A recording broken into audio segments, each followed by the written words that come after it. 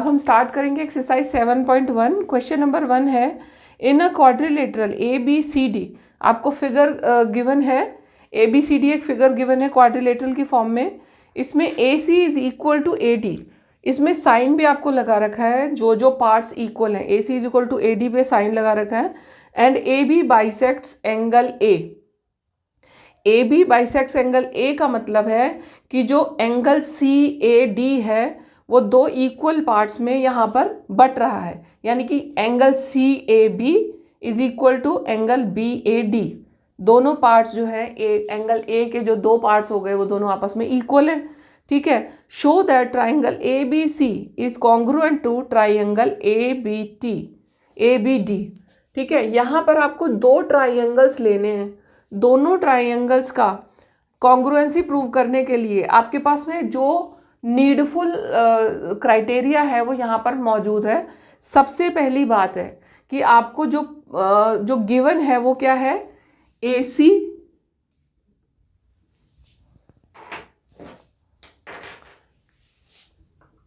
Is equal to AD, ये आपको given है, फिगर में ही गिवन है ये आपको।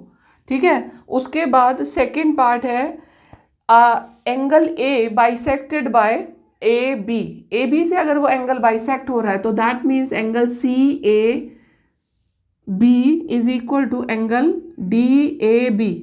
ठीक है, ये भी आपको गिवन है, ये आपको गिवन है कि एंगल A को बाइसेक्ट कर रही है AB, तो ये इसका मतलब तो यही बनता है, कंक्लूजन आपके पास में यही आता है। और उसके बाद में दूसरी बात, थर्ड जो पार्ट है वो है AB is equal to AB और AB दोनों में शेयर हो रहा है, दोनों ट्राइंगल्स में, तो वो कॉमन है दोनों में, इसीलिए वो इक्वल हो गया। तो यहाँ पर आपका जो क्राइटेरिया है वो साइड एंगल साइड SAS का क्राइटेरिया यहाँ पर आपका सेटिस्फाई हो रहा है। ठीक है, तो ये हो गई आपकी कॉन्ग्रुएंसी, SAS की कॉन्ग्रुएंसी हो गई, और triangle ABC is congruent to triangle ABD। ठीक है, ये हो गया आपका क्वेश्चन नंबर 1। फिर है आपका क्वेश्चन नंबर 2। इसमें भी आपको फिगर गिवन है, ABCD is a quadrilateral in which AD is equal to BC and angle DAB is equal to angle CBA। तो हमें इसमें तीन पार्ट्स प्रूव करने के लिए दिए हैं। पहला है triangle ABD is congruent to triangle BAC। तो जो ट्राइंगल ABD है और BAC है, तो देखो ये दोनों एक कॉमन बेस पर बने हुए हैं।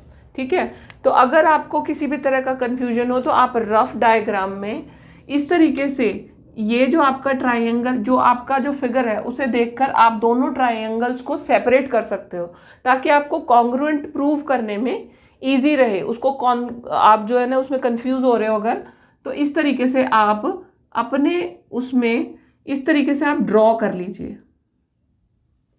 ठीक है, ये सेम बेस के दोनों ट्राइंगल्स को एक तरह से मैंने सेपरेट कर दिया है, और यहाँ पे मैंने लिख दिया AB, ये भी है AB, और ये है C, और ये है D।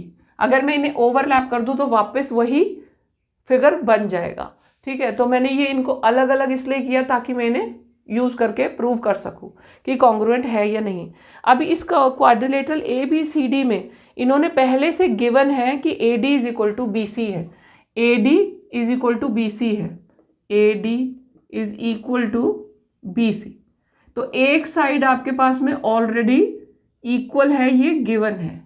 अब उसके बाद दूसरी साइड AB, दोनों ट्राइंगल्स के पास एक कॉमन साइड है AB, इसके पास भी AB है, इसके पास भी AB है, तो AB और AB दोनों कॉमन है, दोनों में कॉमन है, तो ये भी इक्वल हो गई, दो साइड्स इक्वल हो गई दोनों की। ठीक है, अब हमारे पास में बचा क्या, हमें प्रूव करना है कि दोनों में या तो तीनों साइड्स इक्वल हैं, या तो हमें कुछ एक, या तो कोई एंगल इक्वल हमें प्रूव करना है। तो जब दो साइड्स हो गई तो एक एंगल या फिर एक साइड, हमें इसमें से एक चीज़ प्रूव करनी है। इसमें हमें गिवन है कि angle DAB is equal to angle CBA, angle DAB DAB is equal to angle CBA। ये जो एंगल्स हैं, ये जो हमने इक्वल साइड्स प्रूव करी हैं, शो करी हैं, उनके बीच का एंगल है। ठीक है, ये भी हमें गिवन है। अगर ये हमें गिवन है तो हम कह सकते हैं कि triangle ABD is congruent to triangle BAC। ठीक है, क्यों, कैसे? साइड एंगल साइड कॉन्ग्रुएंसी से। Side AD is equal to BC हो गई, AB is equal to AB common थी दोनों में, और ये वाला एंगल हमें गिवन है, ये इक्वल है। तो ये हमारी साइड एंगल साइड प्रॉपर्टी लगा के प्रूव हो गया। फर्स्ट पार्ट हो गया ये, क्वेश्चन नंबर 2 का पार्ट 1 हमने प्रूव कर दिया। फिर है BD is equal to AC। हमें ये बताना है कि BD is equal to AC है। तो जब हमने ये पूरा पार्ट प्रूव कर दिया कि ये दोनों ट्राइंगल्स आपस में कॉन्ग्रुएंट हैं, तो इनके करस्पॉन्डिंग पार्ट्स इक्वल होंगे ही होंगे। तो BD is equal to AC। इसको हम लिखेंगे CPCT, यानी कि corresponding part of congruent triangles.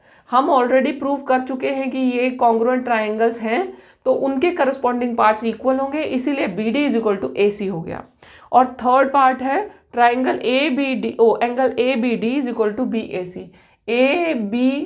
BAC और ABD, यानी कि ये वाला पोर्शन दोनों का इक्वल है। ये भी, इसमें भी हम यही कहेंगे, अगर हमारे पास इस क्वेश्चन में से एग्जाम में जब क्वेश्चन आता है तो हमारे पास में इसमें फर्स्ट पार्ट ना आके सेकंड या थर्ड पार्ट आता है, तो हमें फर्स्ट पार्ट पूरा प्रूव करना पड़ेगा, चाहे वो उसमें आया है या नहीं, क्योंकि हमें यहाँ पर पहले ये दिखाना है कि ये जो ट्राइंगल्स हैं दोनों आपस में कॉन्ग्रुएंट हैं। अगर ये कॉन्ग्रुएंट प्रूव हो जाएंगे तभी हम CPCT लिखकर उसके करस्पॉन्डिंग पार्ट्स को इक्वल शो कर सकते हैं। तो जो थर्ड पार्ट है, करस्पॉन्डिंग एंगल ABD और BAC, ABD equal to BAC, ये भी CPCT से ही पॉसिबल है।